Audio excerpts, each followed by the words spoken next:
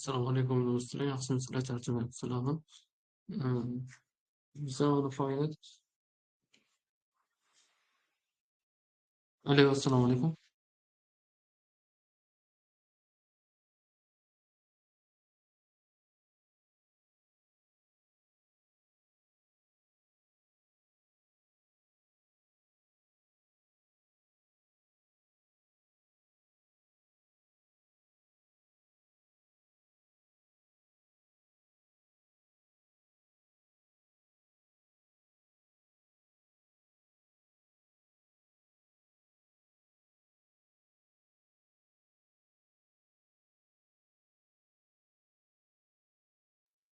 Nihoyat biza darslarimizda, tekin darslarimizni davom ettiramiz.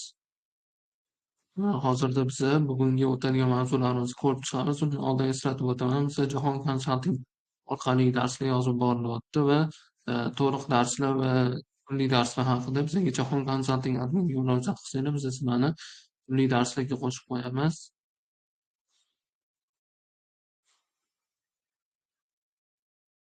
Va hozirgi biza darslarimizni davom ettiramiz.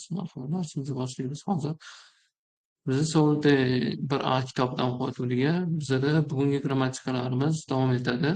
Bugungi grammatikamiz igonin, kigonin, chogonin, omomo, yeyo degan grammatika hisoblanadi.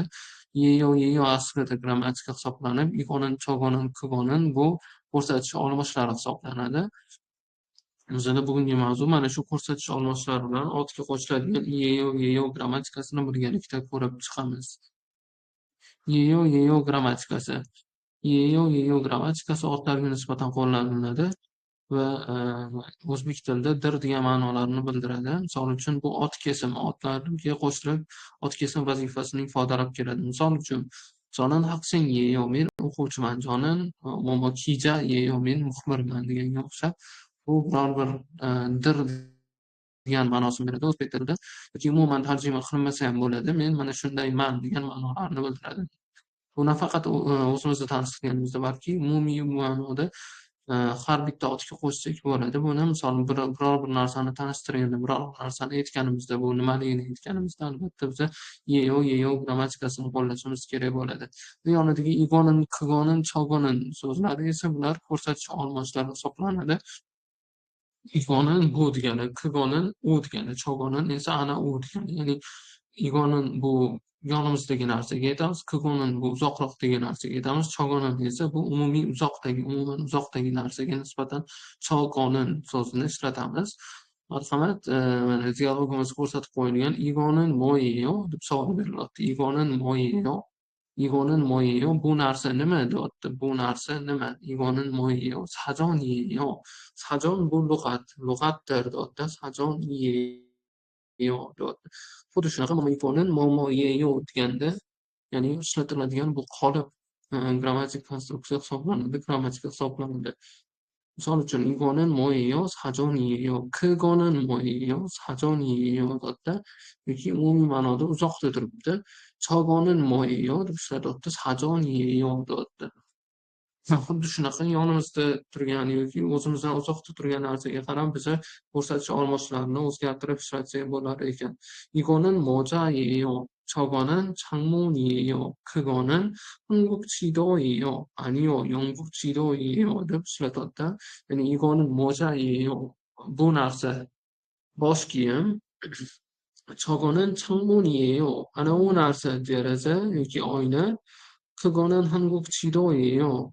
U narsa koreys tili xaritasi, Koreya xaritasi to'g'rirog'i. Koreya xaritasi deb ishlatadi. A니요, 영국 지도예요. Yo'q, bu Koreyaniki emas, balki Angliyani xaritasi deb ishlatadi. Xuddi shunaqa biz mashqlarimizni ko'rib ketsak bo'ladi. Quyida berilgan mashqda ham bizada 활동지가 berilgan. Bir을 보고 이야기해 보세요.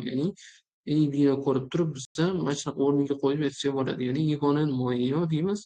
Igonin, kigonin, chogonin o'shanga qarab biz ko'rsatish olmoshlarini qo'yib savol berib va javob berishimiz kerak bo'ladi. Misol uchun igonin sajon이에요 yokida kigonin sajon이에요 deb ishlatsak bo'ladi. Yokida chogonin 필통이에요 deb xuddi shunaqa biz o'rniga o'rin qo'yib ishlatib chiqsak bo'ladi. juda changmoniyeyo deb 사전이에요. quyida bizada dialog berilgan, o'qib ko'ramiz. 전자사전 있어요? 전자사전 있어요? deyilyapti. 전자사전 bu elektronniy lug'at hisoblanadi. Elektronniy lug'at bormi deyapti. 아니요, 없어요. yo'q. Ya'ni elektronniy lug'at yo'q ekan. 이거는 한국어로 뭐예요? Bu narsa koreys tilida nima? 다예요. Ya'ni bu lineyka deb ishlatyapti. cha lineyka. 저거는 연필이에요? 아니요, 볼펜이에요. Yani ana u narsa nima? Ana u narsa qalammi deyilyapti. Yo'q, ruchka deb ishlatyapti. Ya'ni bu narsa qalam emas, bu ruchka deb foydalanyapti. Xuddi shunaqa malaki bo'limida, speaking bo'limida albatta biz har doim temalarni ko'rib ketamiz, ya'ni dialoglarni qanaqa bo'lishini. Xuddi shunaqa dialogni o'rniga qo'yib ishlatsak bo'ladi. Keyingisini 지도 있어요? 님스킹이스는 아니요, 없어요. 그러면 이거는 한국어로 뭐예요? 필통이에요. 그래서 원래 저거는 책이에요? 아니요, 사전이에요. 그래서 우리 뭐라고 거예요? 컨디션 세팅이라면 실제 원래는 신문 있어요? 님자 아니요, 없어요. 이거는 한국어로 뭐예요? 잡지예요. 님스 저거는 책이에요? 아니요, 공책이에요. 실제 뭐라든 xuddi shunaqa keyingisini ham xuddi shunaqa qo'shib qo'yamiz. 우산 있어요? 아니요, 없어요. 이거는 한국어로 뭐예요? 지우개예요. 기울이. 실제 뭐라든 hozir bosib o'tiribdi. Ishlatsak bo'ladi, xuddi shunaqa. Va keyingisini 우산 있어요? 아니요, 없어요. 이거는 한국어로 뭐예요? 지우개예요. 저거는 가방이에요? 아니요, 지갑이에요. deb xuddi shunaqa birgalikda ishlatib ketsak bo'ladi. Va biz albatta mana shu dialog o'rniga qo'yishimiz kerak bo'ladi, chunki bu maragi bilan gapirish va bizani o'qish qobiliyatimizni oshirib beradigan narsa hisoblanadi. Ya'ni bu o'qib turib o'qish qobiliyatimizni oshiramiz va gapirib turib buni gapirish qobiliyatimizni oshiramiz. Shuning uchun teori, ya'ni dialogda muhim rol o'ynaydi. keyingi mashq ham xuddi shunaqa. 이거는 그거는 저거는 한국어로 뭐예요? 뭐뭐뭐뭐예요 deb ishlatsak bo'ladi. keyingilarni ham zero algi 된 단어를 쓰세요 deyilgan. Xuddi shunaqa ishlatib chiqsak bo'ladi. Va bugungi darsimizni birinchi qismi mana shu yerda edi, qisqa darslar.